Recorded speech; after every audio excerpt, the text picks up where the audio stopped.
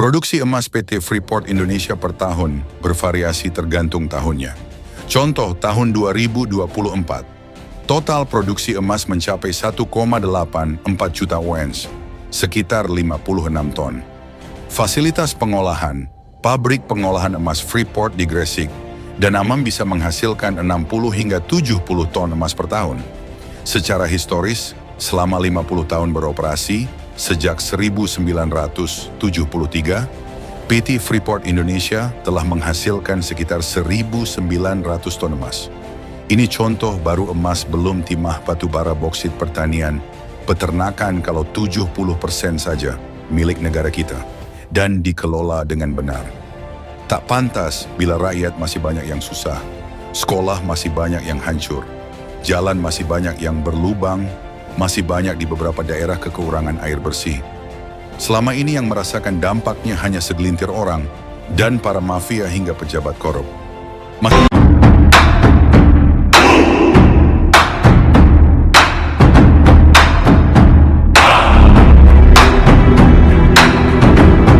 Misalnya Freeport nih. Siapa orang Indonesia yang tidak mau bahwa Freeport itu jatuh ke tangan kita? Semua mau. Presiden sejelek apapun itu selalu dikampanyekan. Tetapi ketika sampai pada masanya, ternyata Freeport itu sudah punya dokumen hukum di mana dia diberi hak secara resmi oleh negara untuk mengelola ini dan diperpanjang 10 tahun sebelum berakhir dan tidak boleh ditolak selama Freeport mau. Tidak bisa disalahkan pemerintah berikutnya. Karena kalau pemerintah berikutnya maksa ke peradilan internasional atau mungkin diadakan invasi sepihak. Freeport mulai mengelola emas Papua di bawah kepemimpinan Presiden Soeharto, dimulai dengan penandatanganan kontrak karya pertama pada tahun 1967. Perjanjian ini menjadi awal operasional perusahaan di Papua setelah penemuan awal oleh geolog Belanda pada tahun 1936. 1. Penemuan awal, Gunung Berkilau yang kini dikenal sebagai tambang emas Freeport pertama kali ditemukan oleh geolog Belanda, Jean-Jacques Dozy, pada ekspedisi tahun 1936. 2. Awal operasional, setelah penemuan kembali oleh Forbes Wilson pada tahun 1960-an, Freeport menandatangani kontrak karya pertama dengan pemerintah Indonesia pada tanggal 7 April tahun 1967, di bawah kepemimpinan Presiden Soeharto. 3. Produksi dimulai, produksi penambangan dan pengolahan biji dimulai pada tahun 1972, dan pengapalan konsentrat dilakukan pada tahun berikutnya. Dan 4. Penemuan Grasberg. Pada tahun 1988, Freeport menemukan cadangan emas dan tembaga yang jauh lebih besar di dekatnya, yang dikenal sebagai tambang Grasberg. Dokumen yang menyandera kita itu dokumen apa? Dalam soal Freeport. Satu dokumen undang-undang yang pada waktu itu ditandatangani dan disetujui bersama oleh DPR bersama Pak Ginanjar. Cabut saya aja. Punya dokumennya. Enggak, cabut aja tuh undang-undang. Loh, kan orang sudah terikat sebelumnya undang-undang. Di situ disebut, sebentar. Di kontrak itu, dia mau itu disebutkan undang-undang, meskipun undang-undang dicabut tidak berlaku bagi Freeport. Ada, Pak. Itu Pak Ginanjar dulu yang buat. Iya. Itu berjalan sampai sekarang. Saya ketika Sudirman Said itu dikritik rame-rame, gimana Anda kok bisa melakukan itu, merugikan rakyat? Dia ketemu saya, Pak, ini undang-undangnya. Ini hasil kesepakatan DPR dan pemerintah. Ada tanda tangan Pak Ginanjar waktu itu. Pak, seperti Bapak sudah beli lalu cabut berlaku ke yang lain, bukan ke Bapak. Karena dia berdasar undang-undang yang sah waktu itu. Nah ini persoalan kita, Pak. Ada hukum-hukum yang menyandera kita sampai sekarang karena kejahatan jabatan di masa lalu. Gitu. Moralitas kita ini bobrok sebenarnya. Sehingga apa? Nggak selesai-selesai. Jadi jelas ya, emas Papua tidak bisa dimiliki oleh rakyat Indonesia, tidak bisa dinikmati oleh rakyat Indonesia, tidak bisa dimiliki oleh negara Indonesia. Padahal sudah jelas dalam Undang-Undang Dasar 45 Pasal 33 Ayat 3 dikatakan dengan terang benderang, dijabarkan dengan terang benderang, dituliskan dengan terang benderang bahwa bumi, air, dan kekayaan alam harus dikuasai oleh negara dan dimanfaatkan sebesar-besarnya untuk kemakmuran rakyat. Tapi emas di Papua tidak bisa dikuasai oleh negara. Karena terikat kontrak, bahwa kontraknya tiap 10 tahun dan harus diperpanjang seterusnya.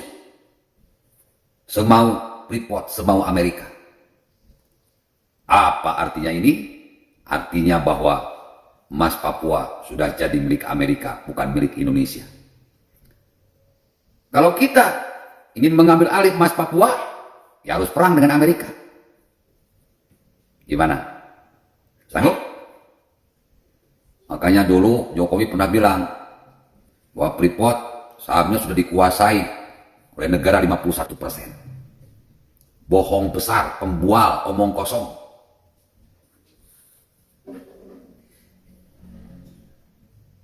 Emas di Papua itu hadiah dari Soeharto kepada Amerika karena sudah dibantu menggulingkan Soekarno dalam propaganda G30 SPKI dan dibantu Soeharto jadi presiden RI kedua.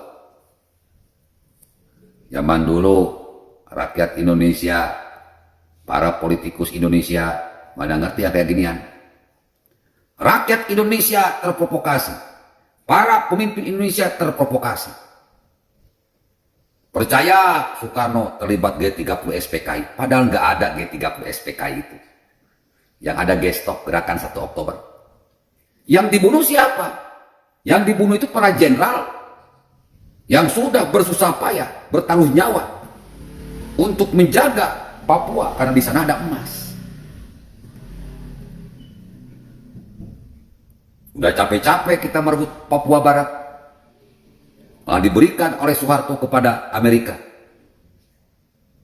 Rakyat dan pemimpin Indonesia percaya aja. Soekarno katanya terlibat PKI. Mana ada, bos. Soekarno itu Pancasilais, nasionalis, bukan PKI. Inilah kelemahan para pemimpin Indonesia. Inilah kelemahan para rakyat Indonesia. Emosi dikedepanin, otak kosong, fanatik diduluin, mudah terprovokasi, sehingga tidak bisa membedakan mana pemimpin yang baik, mana pemimpin yang jahat. Akhirnya lihat, emas Papua yang sudah susah payah diperjuangkan oleh Soekarno dalam peperangan Trikora bisa menjadi milik Amerika hanya karena Soeharto ingin jadi presiden. Akhirnya sekarang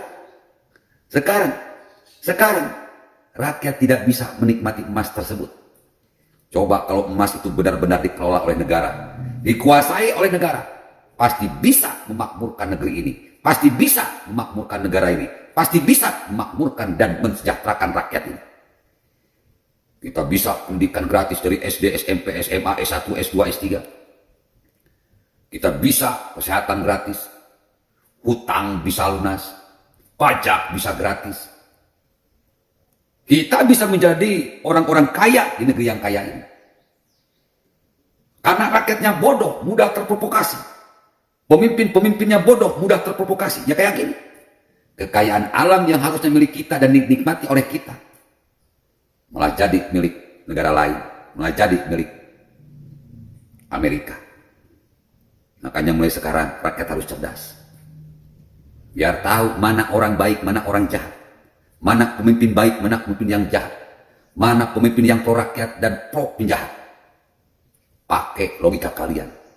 Jas merah, jangan sekali-kali melupakan sejarah.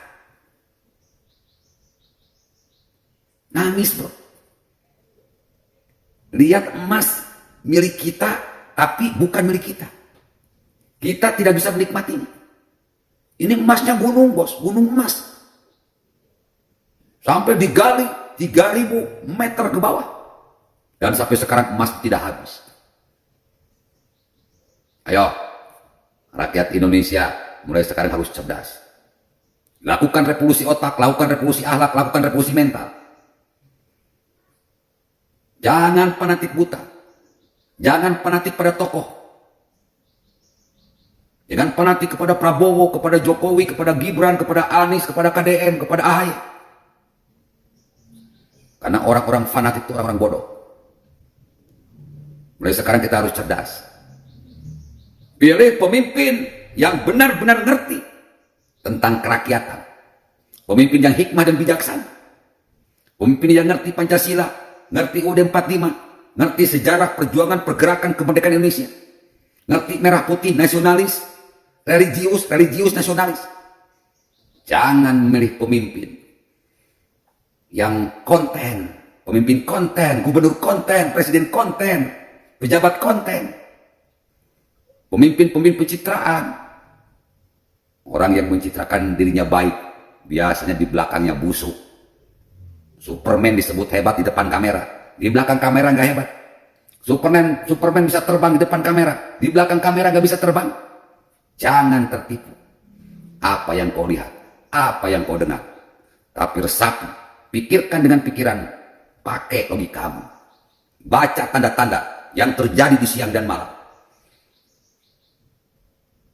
agar kekayaan alam ini bisa dinikmati oleh kita dan anak cucu kita. Ini jadi pelajaran. Emas Papua tidak bisa dimiliki oleh Indonesia. Emas Papua tidak bisa dinikmati oleh rakyat Indonesia. Hilang begitu saja gara-gara keserakahan, pengkhianatan Soeharto pada bangsa dan negara Indonesia. Revolusi merdeka. Assalamualaikum warahmatullahi wabarakatuh.